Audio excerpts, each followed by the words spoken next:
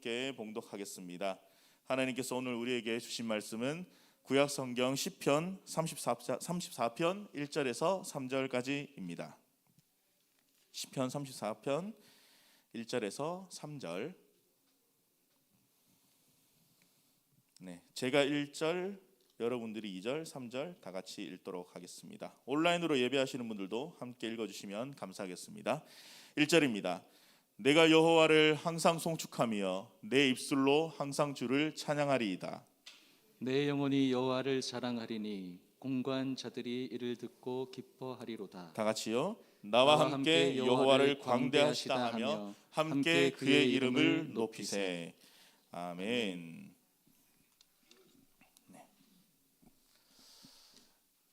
잠시 기도하도록 하겠습니다. 살아계신 하나님, 오늘도 저희들을 하나님을 예배할 수 있는 자리로, 이 은혜의 자리로 인도하여 주시니 감사합니다. 하나님 여전히 살아계시고 오늘도 우리의 삶을 통해 찬양과 경배를 받으시기 합당하신 분이심을 고백합니다.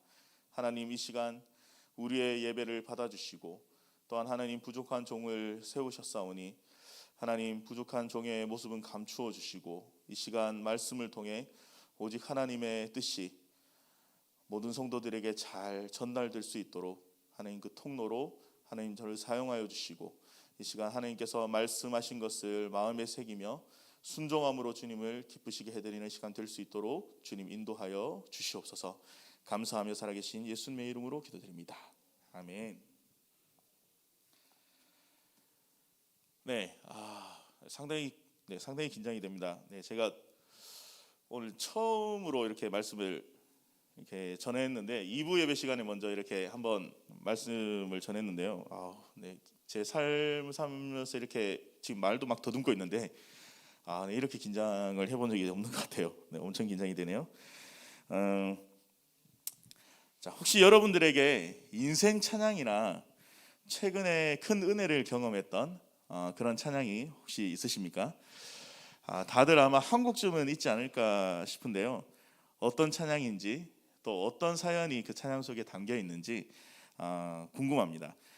기회가 된다면 이 주제를 가지고 셀 모임에서도 한번 나눔을 해보면 아마 은혜로운 시간이 되지 않을까 이런 생각이 들었습니다.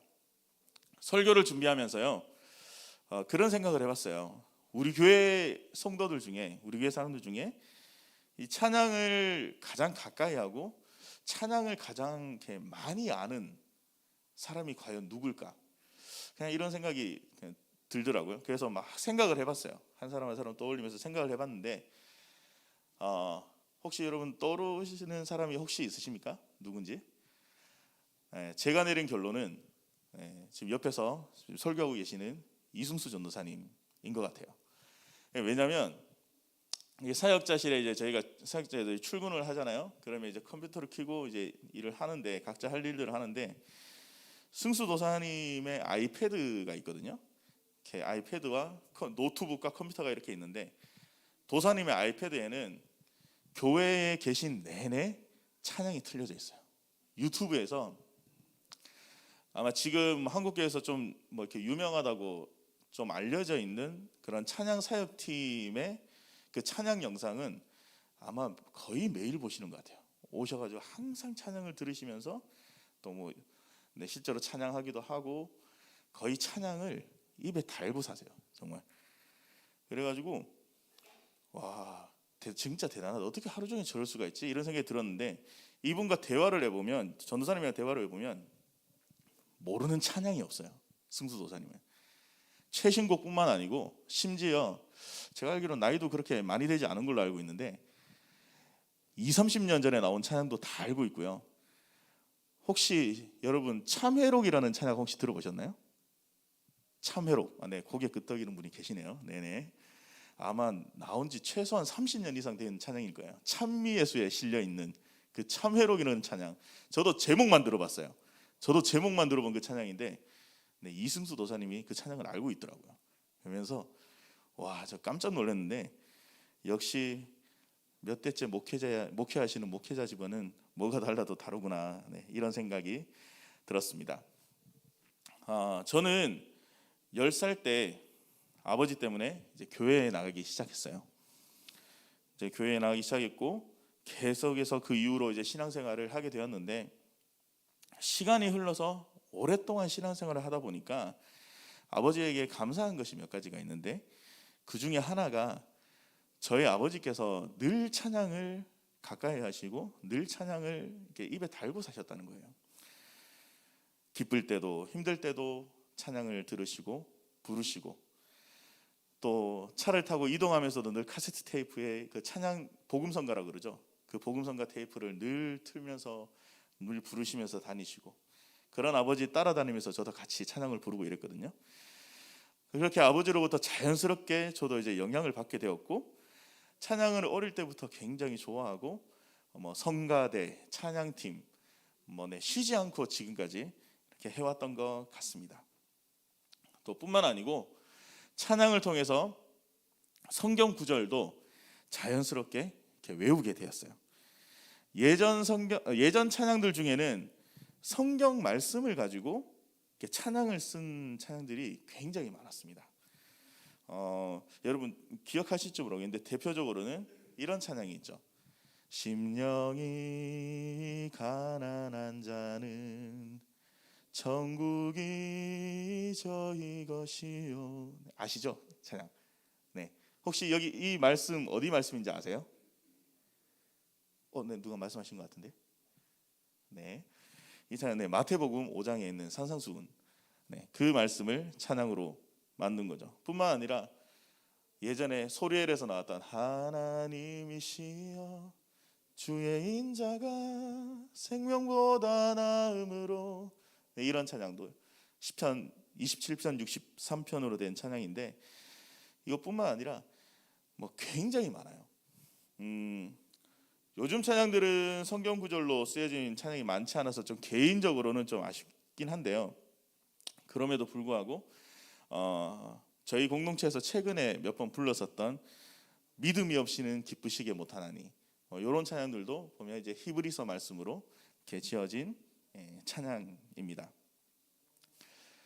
이렇게 찬양을 자주 부르고 이렇게 가까이 할 때 참 신기한 일을 경험할 때가 있거든요. 그게 뭐냐면, 우리가 인생을 살다 보면은 어려움이나 위기가 생길 때가 있어요.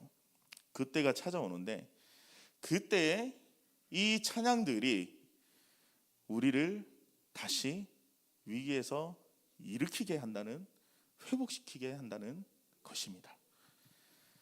인생을 희로애락이라고 흔히들 이야기를 하잖아요. 다들 아시겠지만 우리의 삶이 늘 기쁘고 즐거움만 있는 건 아니지 않습니까? 삶이 힘들고 어려울 때, 특히 위기가 찾아올 때 이렇게 자주 듣던 그 찬양들이 그 힘든 시기에 이렇게 문득문득 떠오를 때가 있어요. 그리고 그 찬양들이 결국은 인생의 어려운 순간에 우리로 하여금 하나님을 다시 바라보게 하고 하나님을 다시 붙들고 의지하게 한다는 것입니다. 아마 우리 성도님들 중에도 분명히 이런 경험을 해보신 분들이 많이 계실 겁니다. 오늘 설교의 제목인 다윗을 통해 배우는 찬양의 진정한 의미를 가지고 두 가지 의미로 그 의미를 살펴볼 텐데요. 먼저 첫 번째입니다. 우리 함께 따라해 볼까요? 진정한 찬양은 공적인 예배를 넘어 삶 전체를 드리는 것. 한 번 더 해보겠습니다. 진정한 찬양은 공적인 예배를 넘어 삶 전체를 드리는 것.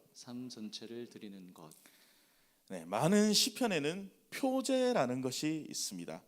이 표제가 뭐냐면요, 이 각 시편이 시작되기 전에 그 위에 작은 글씨로 이렇게 한 문장 정도 이렇게 쓰여진 말들이 있어요. 이제 거기에 뭐라고 적혀있냐면 시의 저자나 아니면 그 저자가 시를 쓰게 된 배경이나 그런 상황 등의 정보가 그렇게 한 줄, 두 줄로 요약되어 있는 게 있습니다. 그게 바로 표제라고 하는데요. 시편에는 이 표제가 있는 시편도 있고 없는 시편도 있는데, 이 표제가 있는 시편 가운데 무려 70여 편이 넘는 시편을 바로 다윗이 썼습니다. 다윗은 이 시편을 보면요, 자기의 인생 자체를 찬양과 기도로 하나님께 올려드렸던 그런 사람이었습니다. 기쁘고 즐거울 때는 사실 누구나 하나님을 찬양할 수 있어요.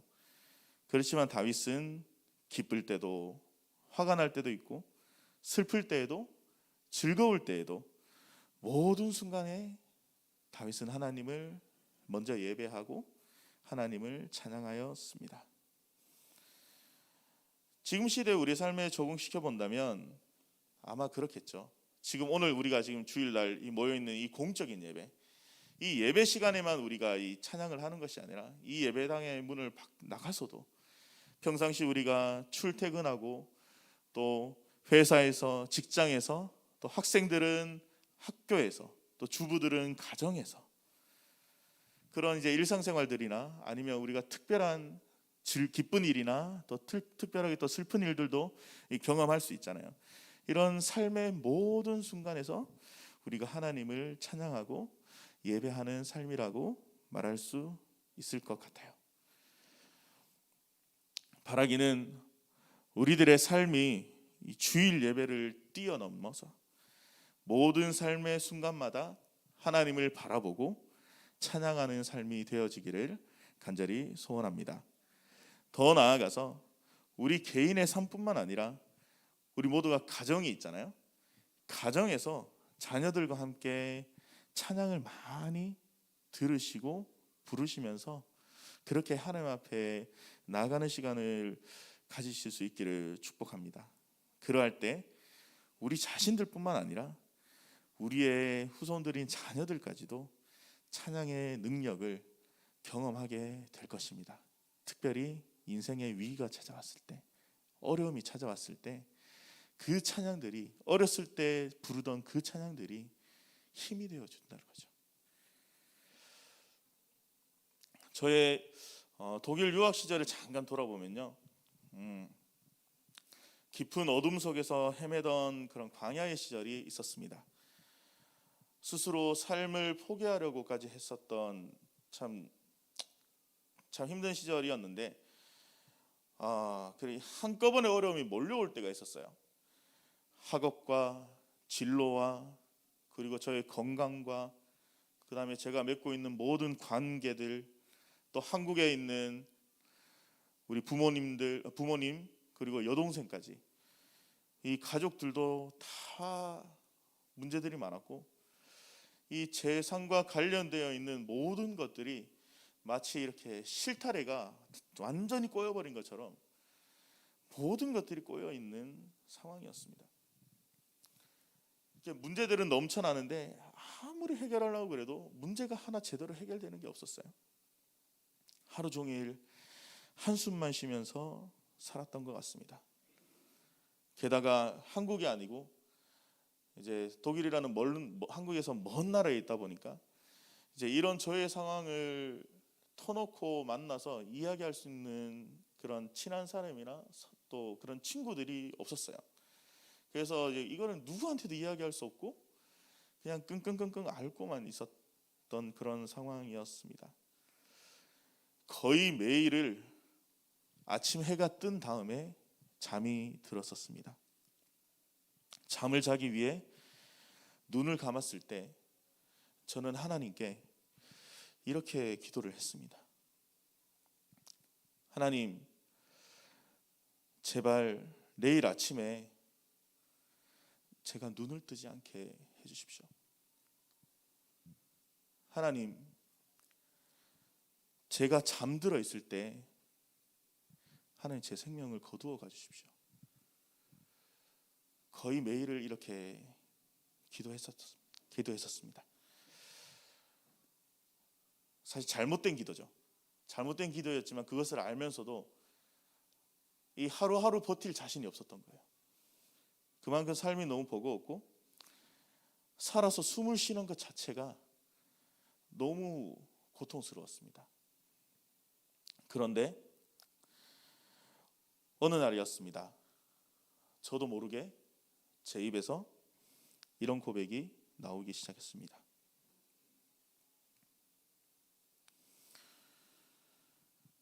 괴로울 때 주님의 얼굴 보라, 평화의 주님 바라보아라.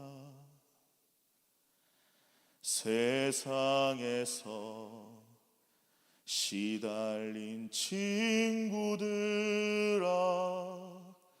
위로의 주님 바라보아라.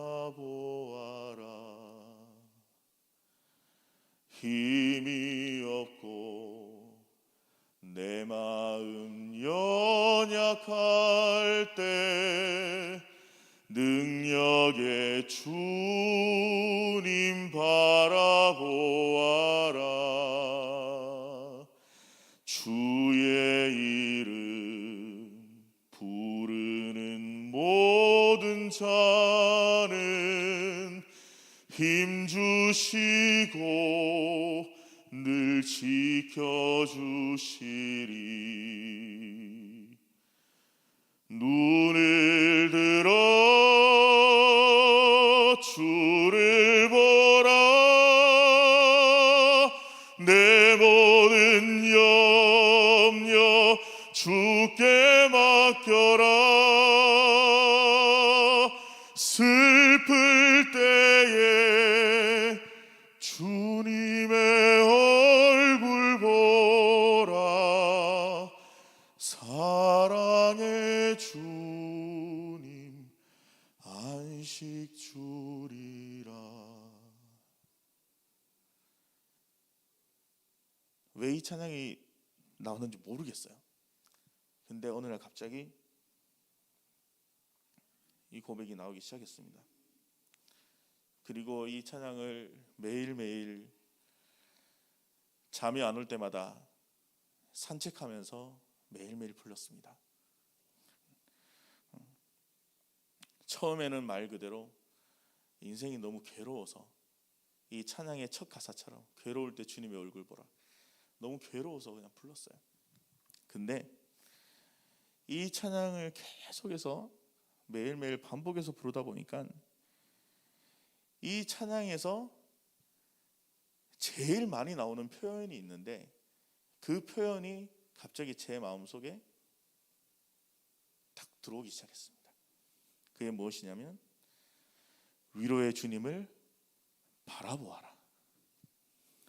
눈을 들어 주님을 보라. 슬플 때의 주님의 얼굴을 보라. 능력의 주님을 바라보아라. 이 주님을 보라는 단어가 이 찬양 안에 계속 나오는 거예요. 온통 제 안에 저를 향해서 이 저 안에 갇혀있던 이 시선들이 주님을 향해 돌려지기 시작했습니다. 그리고 실제로 주님을 바라보고 의지하게 되었습니다.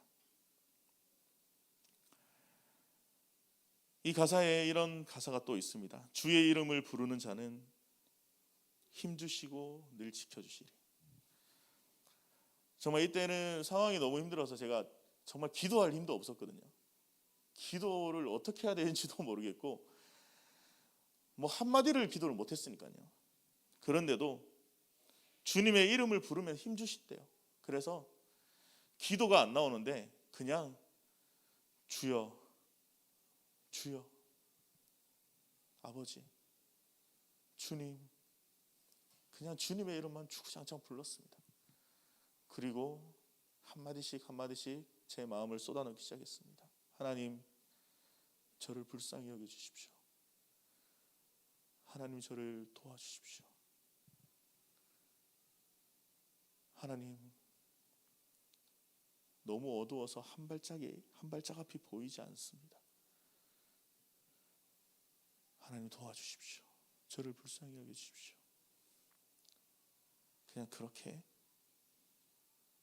주님의 이름을 부르며 하루하루를 보냈습니다. 그렇게 찬양과 기도로 주님을 다시 붙들고 의지하게 되면서 제가 경험하고 깨닫게 된 게 있습니다. 그것이 무엇이냐면 주님만 바라보면, 주님의 이름만 부르면 주님이 다시 일으켜 주시는구나. 주님이 회복시켜 주시는구나. 아무리 인생이 어둡다고 할지라도, 우리의 인생의 위기가 아무리 크다고 할지라도 주님이 우리의 인생을 세워주시는구나. 저는 이것을 경험하고 깨닫게 되었습니다. 여러분 기억하십시오. 반드시 기억하십시오. 찬양에는 우리의 삶을 회복시키고 우리를 하나님 앞으로 다시 인도하는 그런 놀라운 능력이 있습니다. 부디 바라기로는 우리 더 행복한 교회의 모든 성도님들의 삶이 다윗처럼 삶 자체가 하나님 앞에 드려지는 찬양이 되고, 또 그런 찬양을 통해서 살아계신 하나님을 풍성히 경험하고 더 나아가 그 은혜를 증거하게 되는 삶이 되기를 주님의 이름으로 축복합니다. 시편 오늘 본문인 34편 1절에서 3절을 보면요, 다윗이 뭔가 굉장히 기쁘고 기분 좋은 일이 있는 것처럼 그렇게 보입니다. 하지만 시편 34편의 다윗의 고백은 이런 상황에서 나온 고백이 아니었습니다. 앞에서 말씀드렸던 것처럼 시편에는 표제라는 게 있는데, 오늘 본문인 시편 34편에도 표제가 있어요. 그게 무엇이냐면, 우리 다 같이 한번 읽어볼까요? 이 표제입니다. 시작. 다윗이 아비멜렉 앞에서 미친 채 하다가 쫓겨나서 지은 시. 요 시편 34편의 배경이 성경에 나와 있는데 사무엘상 21장 10절에서 15절에 나와 있습니다. 우리 같이 한번 읽어보도록 하겠습니다. 제가 10절, 여러분들이 11절이요. 그날에 다윗이 사울을 두려워하여 일어나 도망하여 가드왕 아기스에게로 가니, 아기스의 신하들이 아기스에게 말하되 이는 그 땅의 왕 다윗이 아니니까.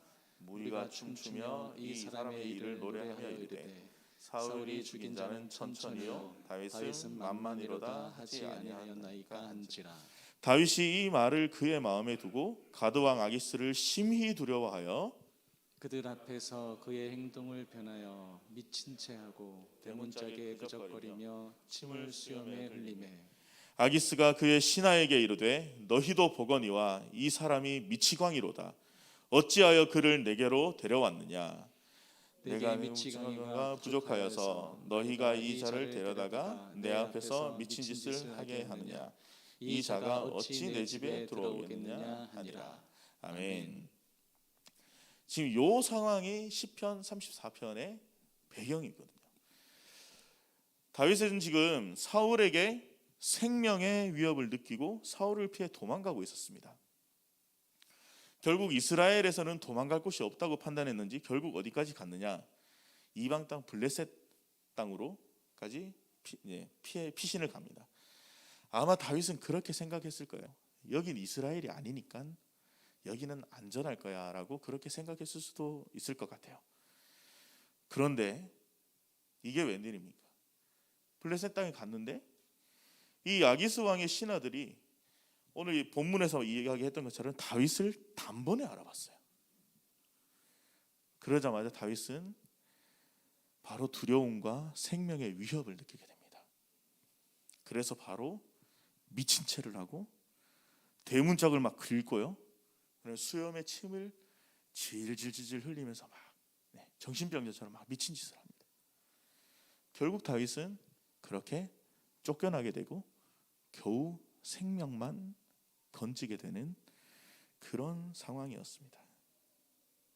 이게 시편 34편을 지금 이 시를 지은 배경이에요. 만약에 우리가 다윗이라면 지금 이 상황에서 하나님 앞에 어떤 고백을 할 수 있을까요? 만약에 저라면, 하나님 어떻게 나한테 이런 고난을 주실 수 있습니까? 어째서 이런 일이 나한테 일어날 수 있습니까? 이렇게 하나님을 원망하거나 겨우 목숨만 건진 상황이니까 하나님, 저 너무 괴롭습니다. 저 너무 힘들어요. 그렇게 하나님 앞에 하소연할 수 있지 않을까요? 거의 아마 대부분이 그러지 않을까 싶습니다. 그런데 다윗은 달랐습니다. 우리는 여기서 다윗을 통해서 찬양의 진정한 두 번째 의미를 배울 수 있습니다. 우리 함께 따라 해볼까요? 진정한 찬양은 하나님께 먼저 시선을 고정하여 하나님을 고백하는 것. 네. 하나님의 무엇을 고백하는 걸까요? 바로 창조주 하나님, 그리고 천지 만물을 다스리시는 왕 되신 하나님, 즉 하나님의 하나님 되심을 고백하는 것입니다. 또한 하나님께서 행하신 일, 하나님께서 인도하여 주신 일, 하나님께서 베풀어 주신 은혜, 또한 하나님의 성품, 하나님 그분 자체를 고백하며 찬양하는 것입니다. 구약에서 찬양의 뜻으로 가장 많이 쓰여진 단어가 있는데요, 바로 할랄이라는 단어입니다. 이 단어는 칭찬하다, 자랑하다라는 의미로 쓰이는데요, 본질적으로 찬양의 목적은 우리가 이게 이 뜻처럼 하나님을 칭찬하고 하나님을 자랑하는 거예요. 즉 찬양할 때 이 방향이 우리를 향하는 것이 아니라 하나님을 칭찬하고 자랑하는 것, 즉 방향이 하나님을 향하는 것이 이 찬양하다, 이 찬양의 본질이라는 것이. 그런데 우리는 너무나 자주 하나님이 아닌 우리 자신에게, 특별히 우리 자신의 상황과 우리의 마음에 여기에 집중되어 있는 그런 고백들이 담긴 찬양을 너무나 자주 부를 때가 많습니다. 그렇다고 오해하지 마십시오. 이 찬양들이 의미가 없다, 필요 없다, 잘못됐다라는 게 아닙니다. 당연히 이런 고백들이 필요합니다. 하지만 문제는 뭐냐면 우리의 고백들이 계속해서 이런 고백들 안에만 머물러 있을 때, 그때 문제가 생길 수 있다는 겁니다. 만약에 내가 모태신앙인데, 내가 신앙생활한 지 20년이 되고 30년이나 됐는데, 만약에 우리의 찬양이 계속해서 수준이 이런 고백 안에서 하나님 저 힘들어요, 하나님 저 만져주세요, 저 찾아와 주세요, 계속 이런 수준에서만 머물러 있다면 한 번쯤은 우리의 찬양에 대해서 점검해 볼 필요가 있지 않을까, 그런 생각이 듭니다. 다시 본문으로 돌아와서요, 지금 다윗의 상황은 누가 봐도 하나님을 찬양할 수 있는 상황이 아니에요, 인간적으로 봤을 때. 그럼에도 불구하고 다윗은 이 상황 가운데서 가장 먼저 하나님을 찬양하며 높이고 있습니다. 뿐만 아니라 다윗은 나와 함께 하나님을 높이며 찬양합시다 라고 다른 사람들을 찬양의 자리로, 예배의 자리로 오히려 초청하고 있어요.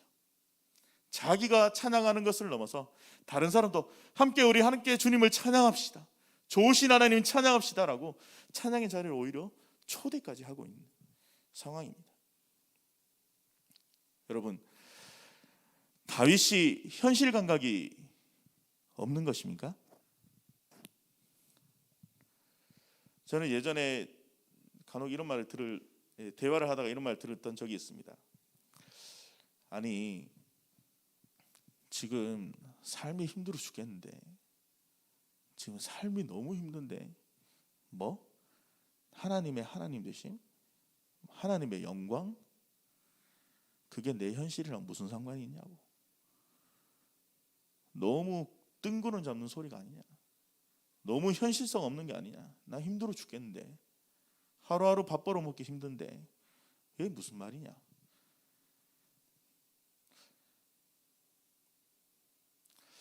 하지만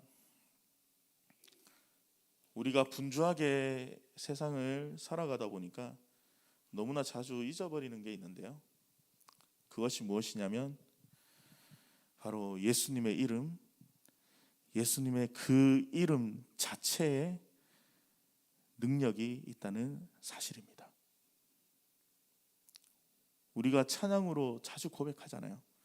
주님은 오늘도 살아계시고 오늘도 역사하시고 오늘도 일하시는 분이십니다. 우리가 너무나 자주 그렇게 찬양하지 않습니까?